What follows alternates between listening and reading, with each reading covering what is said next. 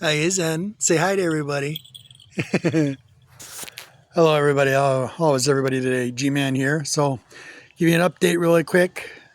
Beautiful day today. Nice and cool. Balmy 70 degrees. No humidity.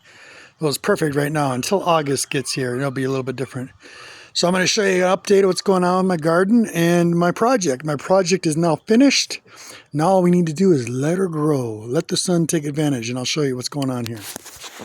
So, right here, this is fresh, sterile sphagnum moss. It's been soaking now. And here's my Venus flytrap collection that I got going on here. So I'm going to show you what's going on at the moment. So all these little guys have been replanted. There's a total of about 12 of them here, 12 little baby plants, but they're very happy right now. So in this nice, beautiful pot that my wife gave me years ago, this project's being started again. So she's in fresh RO water or rainwater, as you can see. So it's all filled up. So the water in this particular vessel is probably filled up to about right there with water. They're soaking in water. The top layer is just perfectly wet enough so you're not rotting, letting the roots rot or the top of the crown rot. This peat moss is on top of peat moss and vermiculite mixture. That's the bedding. Very sterile, very acidic. This on top just keeps it nice and wet and keeps them very happy. As you can see, you usually shouldn't repot or replant any of these little guys until probably fall time or when they're going to go into dormancy. But these guys are going to stay outside pretty much all year long. I've been keeping a cage around them because pigeons seem to love to tip the tops of these guys off. But as you can see, they're alive. They're doing very well. They've actually been feeding as of recently. I actually should try to move this piece of vermiculite without triggering the trap. Think I can do it? Let's see. Come on. Come on. Oh, look at that skill right there. I can see the hairs inside the mouth. So if you look right here, there's like 5 triggers in there. So when a bug or a fly bops in there, the trap hit the first trigger, slap, the trap closes. They hit the next trigger when they're moving around, and it closes even tighter. And that's how they get their prey. But very little do they get any nutrient value out of it.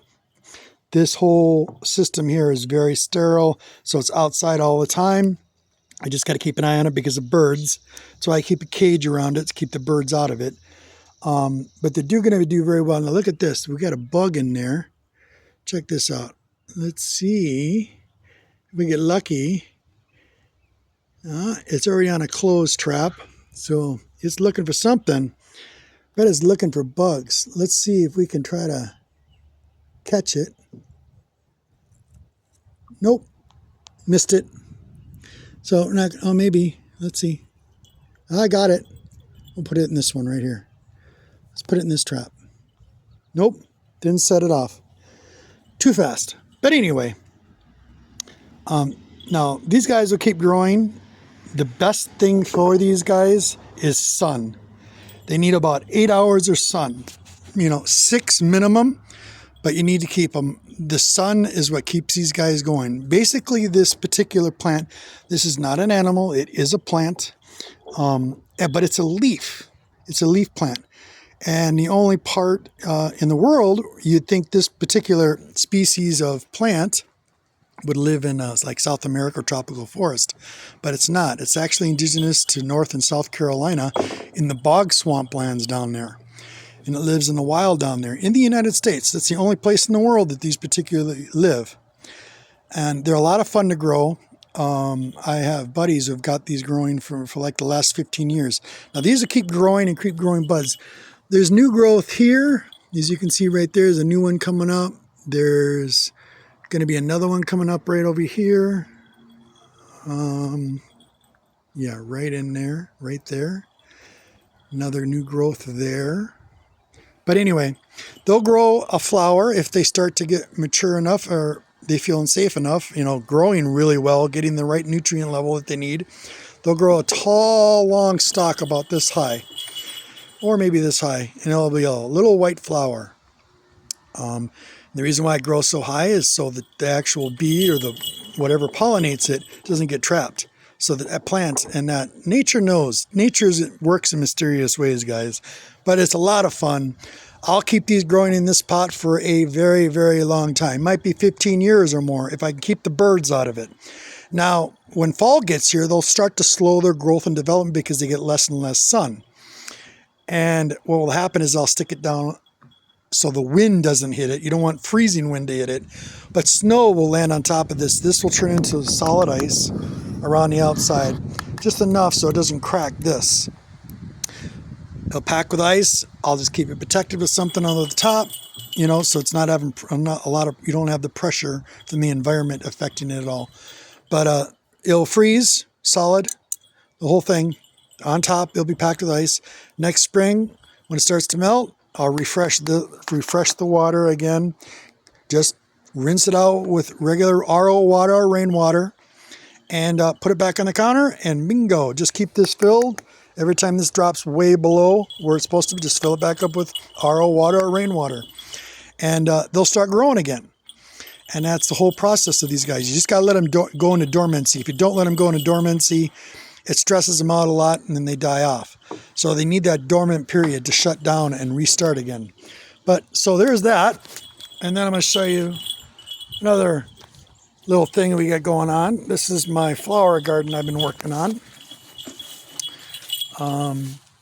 These here, I'm going to show you what these are here.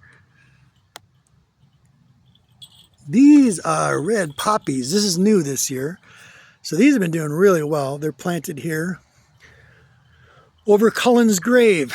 My puppy is buried here, right behind here. That's his little collar. Everybody remembers Cullen. He was 14. He passed in April. But I planted these here, and he's gonna have some nice lilies that'll grow up behind him. So that's all new right there. My project, this has been a 15-year project on my Asiatic lilies. And this is a lot of fun, you guys. I've been crossbreeding for colors. And the ones I've had for about 15 years now are these guys here. They're getting really tall right now. But you can see how big the stalks are. Like right in there. And right in there. They're getting really tall. They'll grow, you know, good 5.5 feet tall. And they have beautiful, about a quarter of the way down from the top of where they grow. They'll have beautiful, beautiful lilies about the size of dishes. Here's some more. And here's some more. So, and these are some new ones, a new variety that I'm going to start up here. These are a hybrid, and they're going to be like a yellow-red color, these guys. They're going to be in front. So I got yellow and red, darker pinkish colors that are coming up on the top here. Some more. These are new. This is what I crossbred. So I crossbred this plant with a daylily, and this daylily, when it goes into bloom here, it's called a Bella Lugosi, believe it or not. My lovely wife gave me one of these plants 15 years ago, and I've divided it now. Now it's like 4 plants, but they grow these beautiful black lily flowers. And I crossed it with this particular hybrid here. This one I've had for 15 years. Last year, this particular one here didn't quite do so well. So I'm waiting to see what happens this year. Hopefully we get some flowers, and that will be off of this one here. So we're going to see. This is going to be brand new. This is an experiment. Hopefully this experiment works out and she buds some flowers this year. I've had problems with deer. Deer will come in here and chomp the tops of them off. So yeah, I don't want any of that to happen. Here's some more daylilies I got. One thing about the daylilies compared to like regular daylilies and these hybrids, the flowers will last like a week, literally a week before the flowers pop off. And they're like huge. They're very fragrant. Here's some more. These were growing in my backyard. I'm forgetting the name of these and I'm embarrassed now. But look at this, beautiful purple, like pink. Look how bright that is. But my little gardeners are doing their job. As you can see, the ants help open these up. Ants open those up. See that? They're working their butts off. They're like crazy. So like I said, I'm doing a little bit of help by keeping them clean and keeping them propped up and healthy, but that's pretty much it. Let nature do its course. But these are they smell wonderful. They're beautiful, beautiful pink. And I'm trying to get this fountain to go, but I cannot find I got a solar pump and I need something stronger. So I'm probably going to have electrical and fix this whole thing. Been working on it, so I repainted this whole thing. It's an old antique bird fountain. So I like to get it started. So that's, the final step of this whole process. And yeah, other than that, that's kind of what I've been doing. We're caught up there. Still collecting comic books. I'll show you some of what I've been doing in my collection. I have a tremendous, a huge collection. But anyway, guys, I want to say thank you, and that's my update. I've been taking care of my puppy, taking care of my Queen G. A lot's been happening since April. April till now has been kind of rough. Lots of love out there to all you guys. Hope to see you around. I might do videos at the end of the year. I don't know. It's just how I feel. I'm still here. Just letting you know I'm doing okay. I got a lot of family things that are happening at the moment, things I don't really want to talk about. But I love you guys. Queen loves you.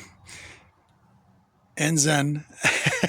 So everybody, hope you have a wonderful weekend. And there's my update. So G-Man out.